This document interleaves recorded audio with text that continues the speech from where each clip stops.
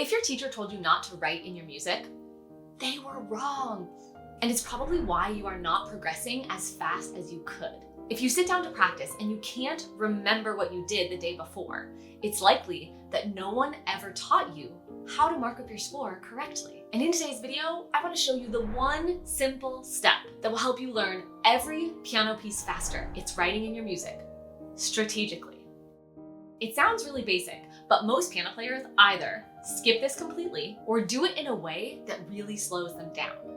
I don't want this for you. So first, I'm gonna pull back the curtain and give you a sneak peek into one of my real scores so you can see all of my markings. And then I'm going to take you through a free PDF that I made just for you that shows you exactly what to write in your music, where to write it, when to write it, and how to use this method to practice smarter and learn faster every time. Because when it's done right, writing in your music is not a crutch. It's actually a cheat code to learning faster, memorizing easier, and playing with confidence. Hey piano people, welcome to Ashlee Young Music Studio. I'm Ashlee, and here on the channel, you learn how to practice smarter, not harder. Let's dive in. This is my real sheet music, and as you can see, it's messy. It's not perfect. I didn't write in everything I should have, but it helped me learn the piece faster, play it more confidently, and come back to it years later with so much less stress. When I look at these markings now, I don't see a mess. I see memory. This helped me perform. This helped me learn this piece to a very high level. So let's zoom in and I'm gonna show it to you. I'm so excited to test out this new funky little contraption. This is like a necklace that I put on, and I'm gonna be able to show you my score this way. So bear with me. Okay, so here's my score. This is the Rigoletto paraphrase. I learned it in grad school and then I've played it several times since then. And as you can see, there's a lot going on in this score. So I wanted to show you, I have these letter names written in.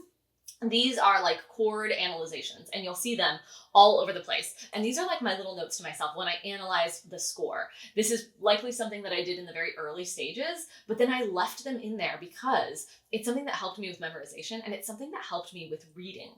I was looking for patterns, right? I was looking for things that I could latch onto so that I didn't have to come up with every single note every single time. So for example, up here, like this looks crazy.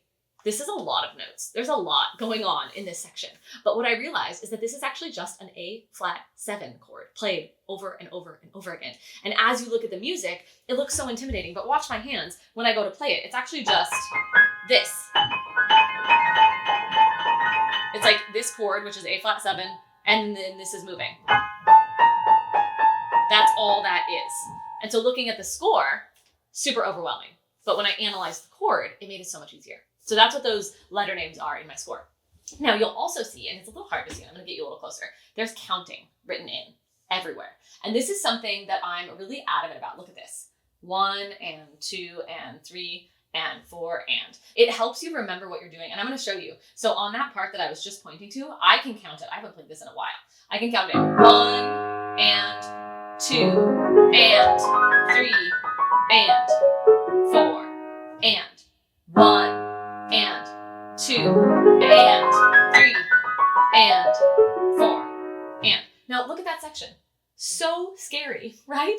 But with my counting written in, I can very easily bring it back and remember what I was doing. So let's see, what else do I have written in? I have legato pedal written in, pedal, count the beat. So I have like pedaling marks, like look at here, pedal on and off 3, right? So reminders to myself, this is likely a spot where like I couldn't remember the pedaling or I kept messing up the pedaling, so I actually wrote it in the score. You'll see I have dynamics, right? So crescendo here, decrescendo here, lots of dynamics written in the score. And then I also have little notes to myself, like free, right? And this means that like here, this was supposed to sound more free. I was likely playing it like very rigid, like a metronome, but here it's supposed to be free. Accelerando, so I wanted to accelerando through here.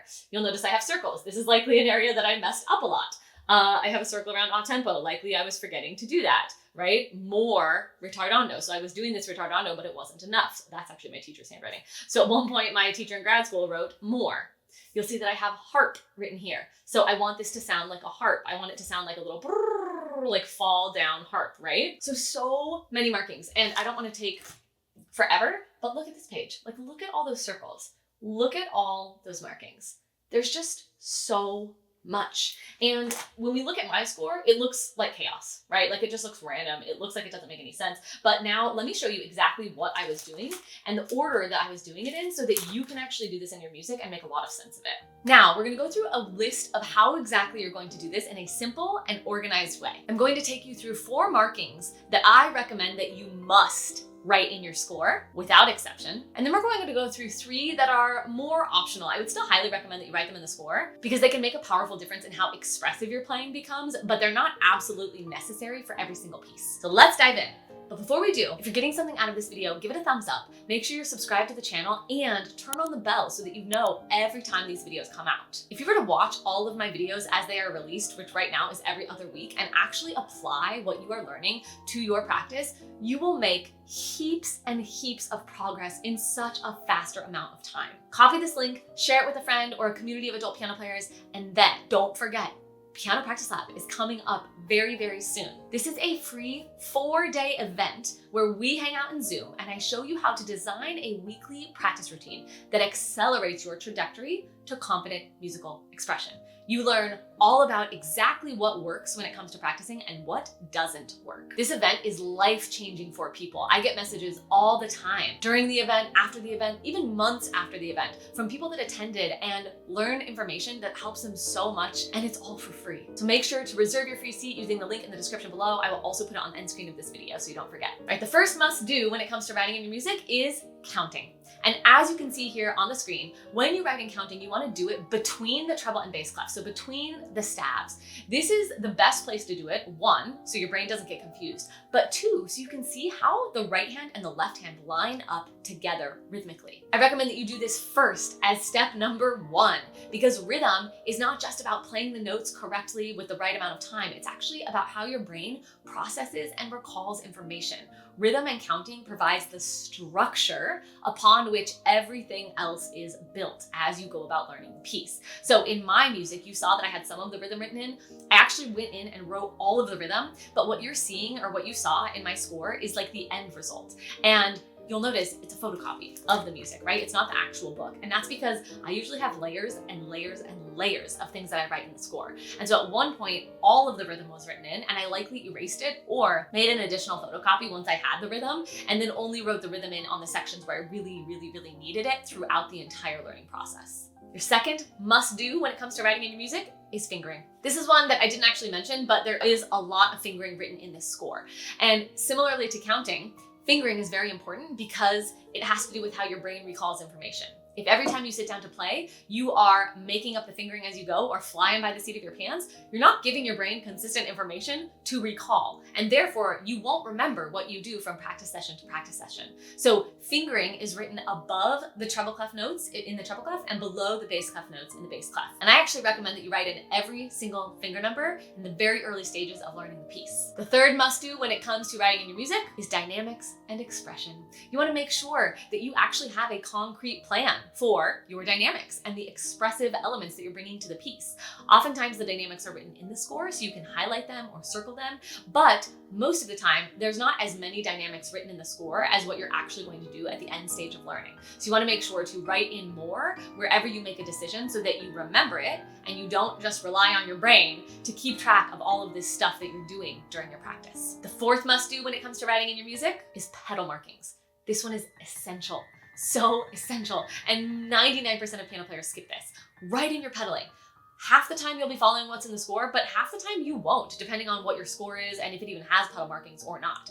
But coordinating the foot is so challenging. And if you did the rhythm step with number 1 and you wrote in the rhythm, going to write in the pedal markings is going to help you so much because you're also going to see rhythmically how the pedal factors in. If you're just throwing in a third appendage of your body and expecting it to know what to do or winging it, it's a recipe for crash and burn situations. Write in your pedal markings. It'll make your life so much easier. First optional marking when it comes to writing in your music is articulation. And this is going to depend on your level and where you are in the learning process. But if there's like a lot of staccatos or legatos, highlight them, circle them, draw attention to them so that you know that they are there and you don't accidentally skim over them. Second optional is any technical notes for yourself. So you saw in my music that I wrote free, right? Or sometimes I'll write in my music like loose wrist, or make sure to use your shoulders, or whatever, so that you know that you're keeping proper technique. I have students where when we're doing patterns that require a wrist rotation, they'll write rotate, right? Or draw little arrows or something that helps you remember what proper technique to use at that point in the music. Third optional marking is any additional musical markings. This could be circles when you're making mistakes. This could be putting X's through the second note of a tie, which I still do as a professional. This could be things like listen here, or look ahead, or connect this phrase, right? Like anything that you need to remember what you're trying to accomplish. Now listen, you're not going to write all of this in at once. This is a common misconception and one of the biggest mistakes that I see. Looking at my finished score might feel overwhelming because you see all of the markings at the same time, but all of these markings got layered on throughout months and years of learning this piece. It didn't happen in one day. If you have the confidence roadmap, then you know the confidence milestones and the order that we go in, and you write in the markings for the milestone that you're on. And you might be on one milestone for weeks or maybe even months, right? Depending on what your level is. So these layers of markings appear gradually. It's not something that happens all at the same time. Now, if you haven't done so already, you need to download the Marked Up Music Method. This is the free PDF that I created to go along with this video, and it shows you exactly what to write, where to write it, when to write it, so that you can learn pieces faster with just a pencil. So if you want to stop second guessing yourself every time you sit down to practice, grab this guide. It's going to save you a ton of time. Writing in your music is not cheating. It's one of the smartest things you can do as an adult piano player. Get your guide, start using the Marked Up Music Method, and stop second guessing every note. Make sure you reserve your free seat in Piano Practice Lab. I'm gonna put that link right here on the end screen. And then I have this other video that also shows you how to write in fingering and how to choose your fingering. So if you got caught up on that step when I said write in your fingering and you're like, I don't know how to do that, or how do I know what fingering to write in? Go ahead and watch that video next. It's gonna take care of all of that for you. Happy practicing.